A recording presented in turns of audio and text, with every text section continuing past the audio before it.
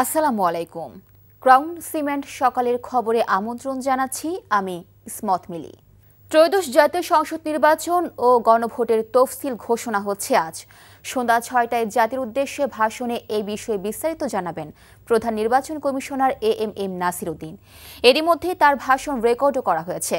বুধবার রাষ্ট্রপতি মোহাম্মদ শাহাবুদ্দিনের সঙ্গে সাক্ষাৎ করে কমিশনের সার্বিক প্রস্তুতির বিষয়ে অবহিত করেন সিসি।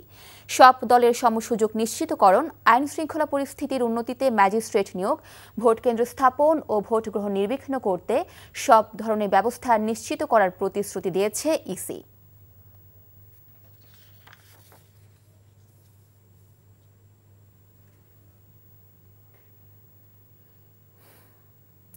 দেশে বিএনপি চেয়ারপারসনের সর্বোত্তম চিকিৎসা চলছে এবং প্রয়োজনে যে কোনো সময় দেশের বাইরে নেওয়া হতে পারে বলে জানিয়েছেন তার ব্যক্তিগত চিকিৎসক ডাক্তার এজেড জাহিদ হোসেন। আইসিইউতে সংকটাপন্ন অবস্থায়ও বেগম খালেদা জিয়া চিকিৎসা নিতে পারছেন বলে জানান তিনি। বুধবার রাত ৯টার দিকে এভার কেয়ার হাসপাতালের সামনে এক সংবাদ ব্রিফিংয়ে তিনি কথা জানান।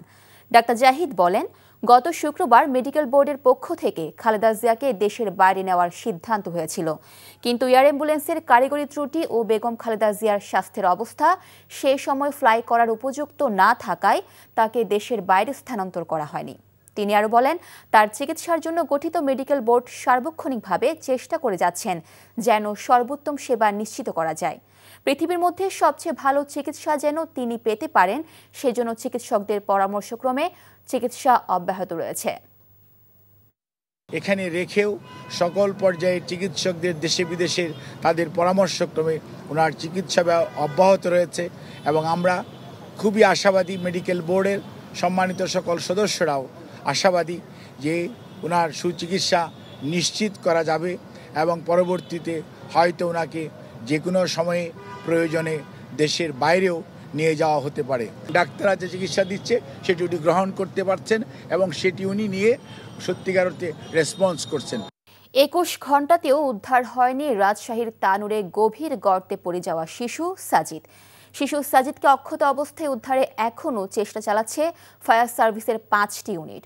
ফায়ার সার্ভিস অ্যান্ড সিভিল ডিফেন্সের সহকারী পরিচালক দিদারুল আলম জানান, শিশুটি যে গর্তে পড়েছে তার পাশেই এসকেভেটরের মাধ্যমে 40 ফুট গভীর খনন করা হয়েছে।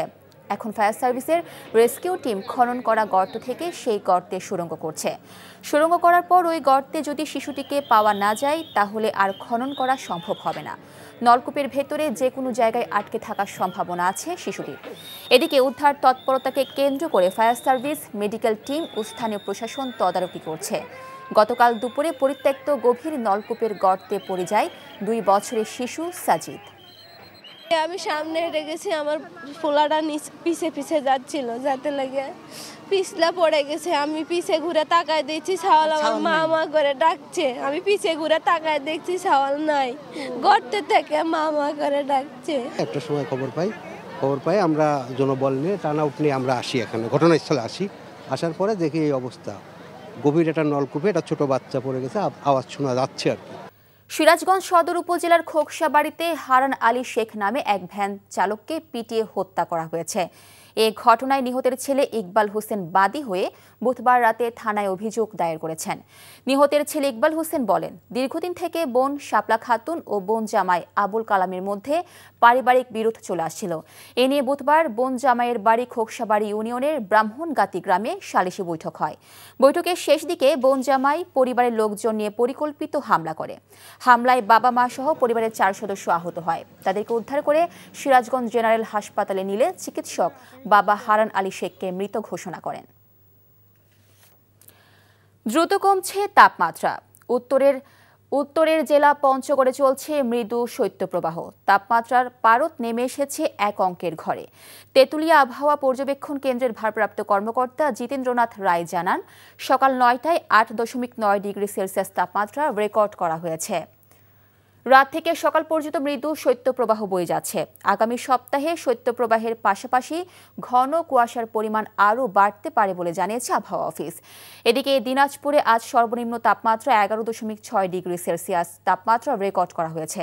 ঘন কুয়াশা ও হিমেল হাওয়ায় খেটে খাওয়া দরিদ্র মানুষগুলি গরম কাপড়ের অভাবে কষ্টের মধ্যে দিন কাটাচ্ছেন।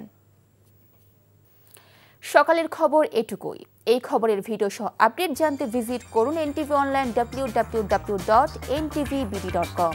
এছাড়াও এনটিভির জনপ্রিয় সব অনুষ্ঠান খবরের আপডেট জানতে ভিজিট করুন আমাদের ইউটিউব ও ভেরিফাইড ফেসবুক পেজে। 12টায় মধ্যাহ্নের খবর দেখার আমন্ত্রণ রইল। ধন্যবাদ সবাইকে।